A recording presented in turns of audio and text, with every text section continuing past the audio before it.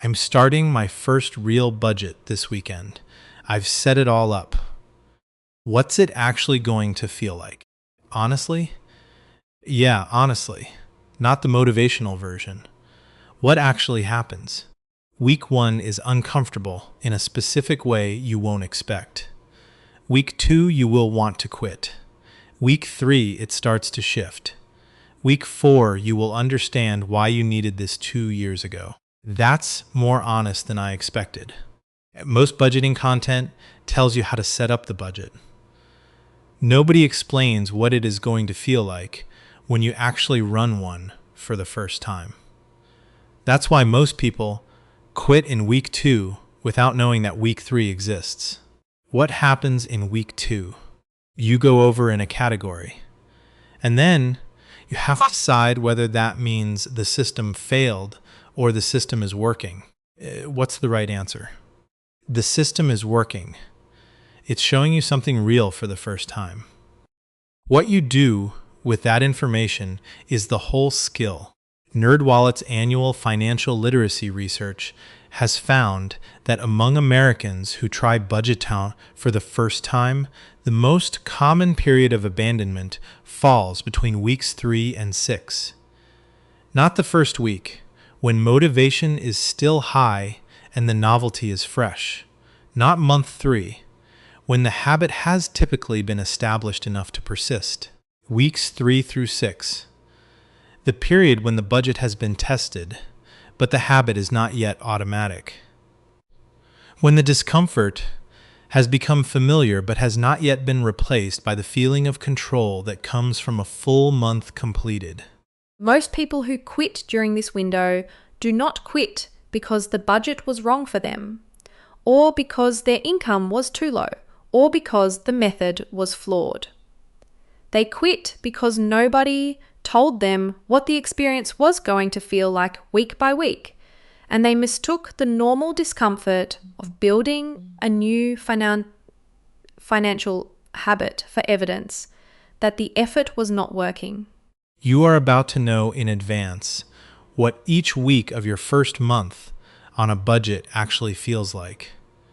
That knowledge changes the experience completely. Week 1 begins with the budget setup, the act of sitting down with your actual income and your actual expenses and assigning every dollar before the month begins. This first act of looking honestly at the full picture is itself significant. For most people who have never budgeted before, the first budget session produces the same specific emotional experience. A combination of clarity and mild alarm. The clarity is seeing where the money actually goes for the first time. The alarm is the gap between where the money goes and where you thought it was going. The Federal Reserve's Survey of Consumer Finances consistently documents that households underestimate their monthly discretionary spending by 15 to 40% when asked to recall it rather than measure it.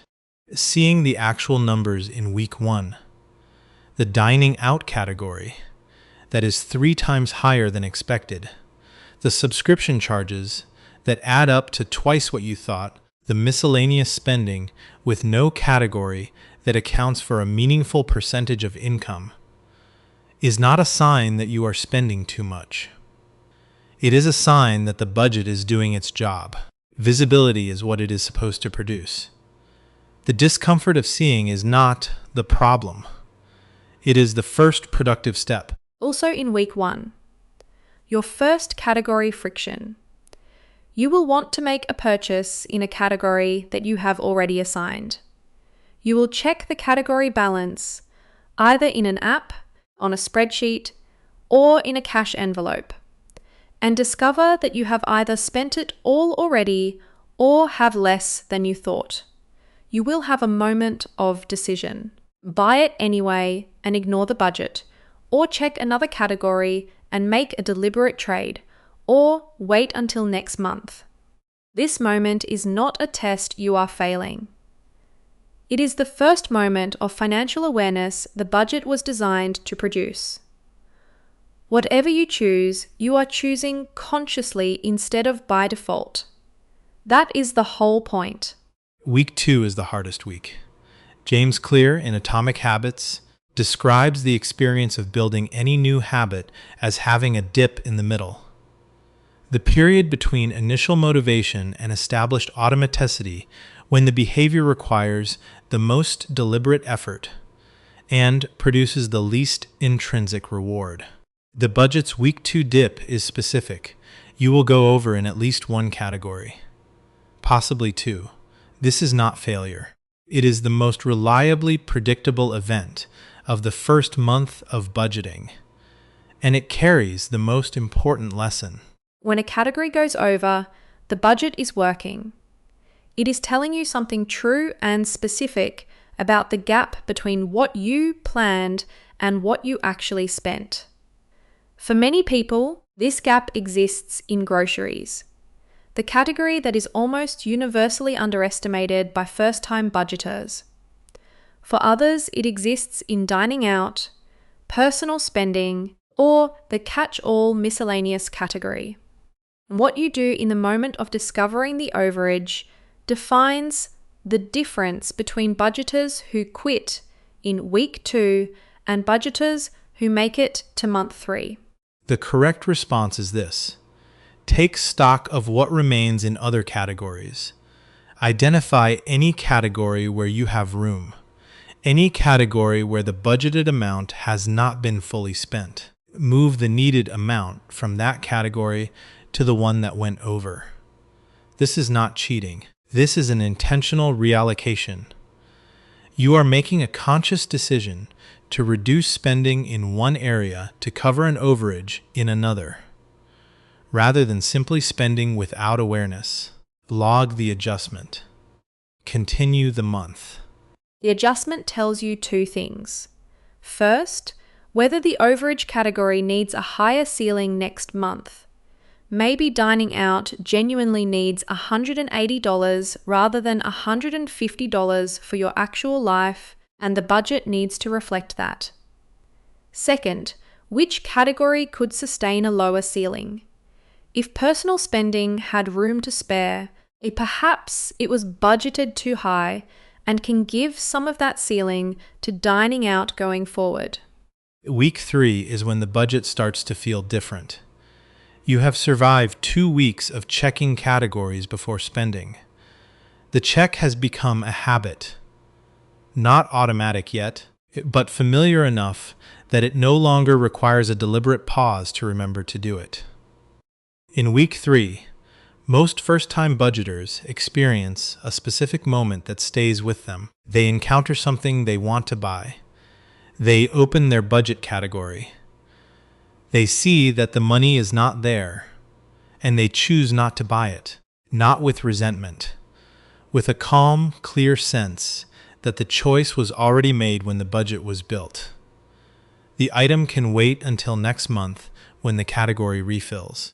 This moment is what Morgan Housel means in The Psychology of Money when he writes that the most valuable financial asset is not a large account balance. It is the behavior of making financial decisions with purpose rather than by default. Week 3 delivers that experience for the first time, often in the most mundane possible context. A small purchase that was not made. A decision that was conscious instead of automatic. The feeling of being the one in control rather than the money deciding for itself. Week 4 is the review. You have made it through the first full month. Some categories were over, some were under. The emergency fund contribution may or may not have happened in full. Something unexpected probably occurred, and you are still running the budget. That is the only success criterion for month 1. Ramit Sethi describes the first month of any new financial system as the month you learn what your budget actually needs to look like, not the month you execute your ideal financial plan. Month 1 produces information. Month 2 produces a more accurate budget built on that information. Month 3 is when the budget starts producing the sense of control that makes the effort feel genuinely worthwhile. Review what you learned. Which categories need higher ceilings next month? Which ones had consistent room to spare? What expense appeared that was not included in the original budget and needs its own category or sinking fund going forward? Make the adjustments. Build next month's budget. And begin again with significantly more information than you had at the start of month 1. The discomfort of week 1 is normal. The category overage of week 2 is normal. The first moment of conscious restraint in week 3 is the whole skill beginning to form. The review of week 4 is what turns the experience into a repeatable habit.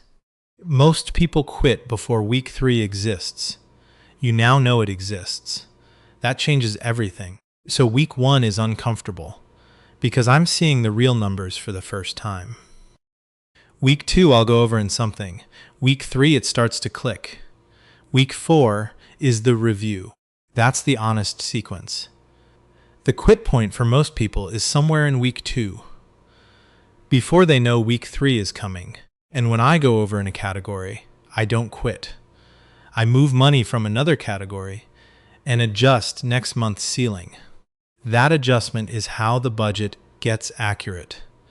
It's not a failure. It's the budget learning your real life. The goal of month 1 is just to finish month 1. Not to be perfect, not to optimize. Just to complete the month with the budget still running. And then month 2, I have actual data to build from instead of guesses. Month 1 is your research month. Month 2 is your first real budget. Month 3 is when it starts to feel like a habit. I wish I'd known this when I tried the first time and quit in week 2. Most people wish that. Now you know what week 3 looks like. Go find it.